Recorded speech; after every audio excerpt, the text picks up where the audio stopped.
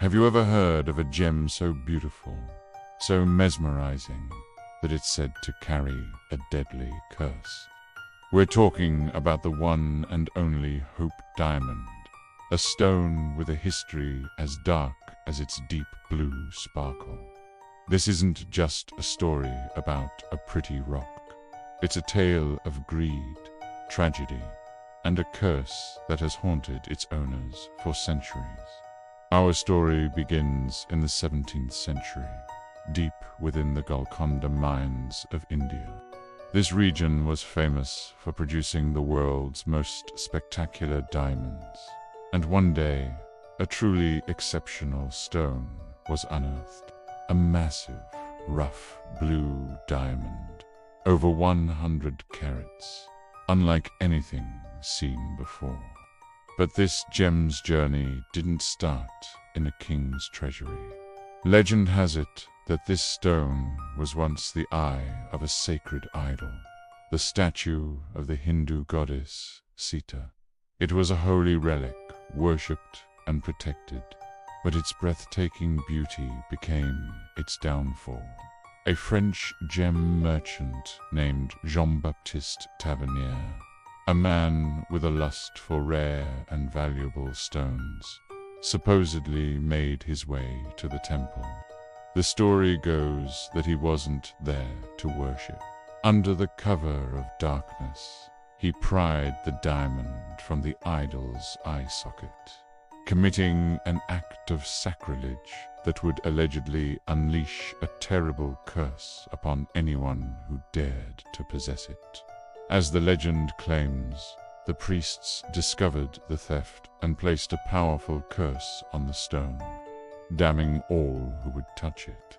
Tavernier, having secured his prize, fled back to Europe, unaware of the dark fate he had just set in motion. He sold the diamond, along with several other large stones, to the most powerful man in France, King Louis XIV, the Sun King. The diamond was recut and renamed the French Blue. It became the crown jewel of the French monarchy, a symbol of their immense power and wealth.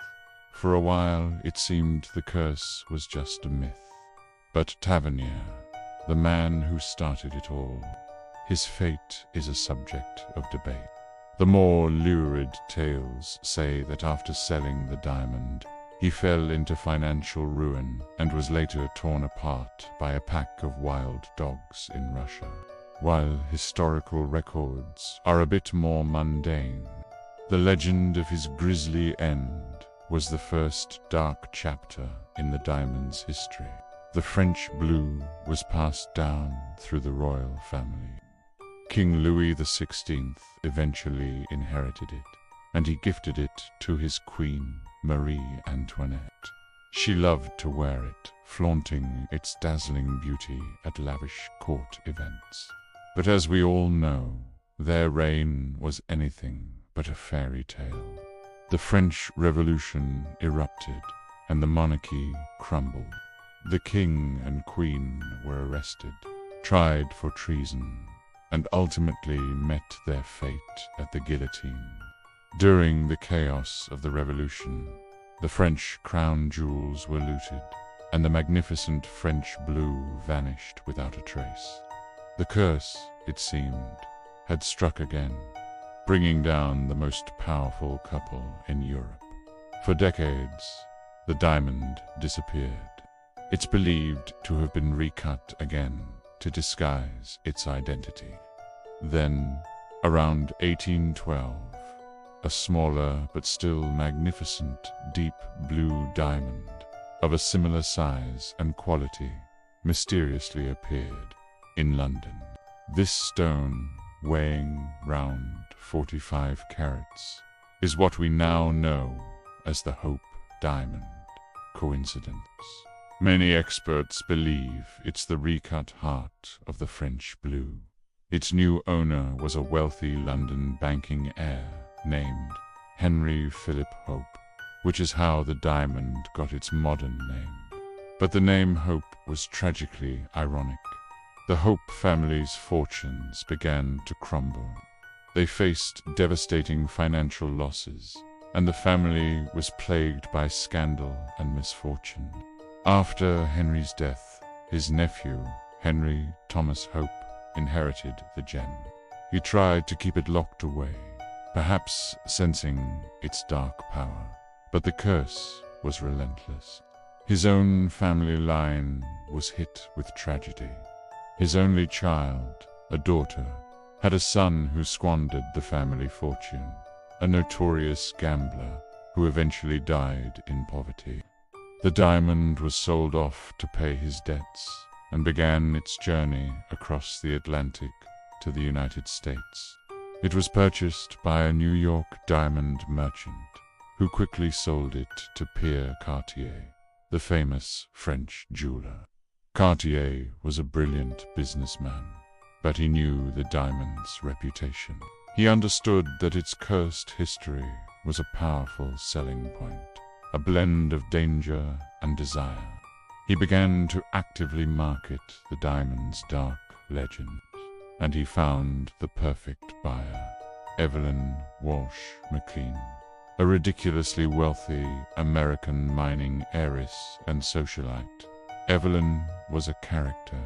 She was eccentric, loved a good story, and believed she could defy any curse. When Cartier told her the tales of beheaded queens and ruined families, she wasn't scared, she was intrigued. She believed that things that were bad luck for others were good luck for her. So, she bought the Hope diamond in 1912 and had it set into a stunning new necklace. Evelyn wore the diamond everywhere. She even let her Great Dane, Mike, wear it around the house. For a while, it seemed she had broken the curse.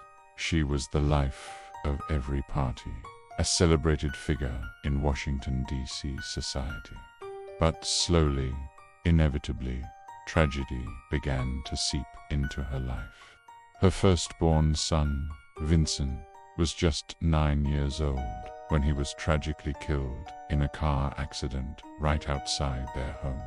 The loss was devastating. Years later, her husband, Ned McLean, who had inherited a newspaper empire, descended into alcoholism, had a public affair, and was eventually committed to a mental institution where he died. The family fortune, once seemingly endless, began to evaporate. Evelyn was forced to sell off her family's newspaper, the Washington Post. Then, the final, heartbreaking blow. Her daughter committed suicide at the age of 25. Evelyn was left alone, surrounded by the ghosts of her family, with the glittering blue diamond still hanging around her neck. She never blamed the diamond, but the pattern of misfortune was undeniable. She tried to sell it several times, but no one wanted to touch it. The curse was too well known.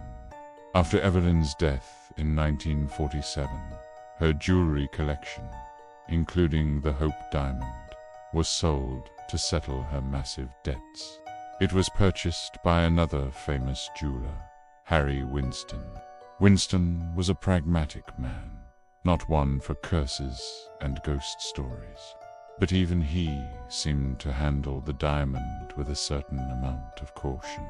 He didn't keep it for himself. Instead, he toured it around the country as part of a Court of Jewels exhibition, using its fame to promote his business. But after a decade, Winston decided to make a monumental gesture.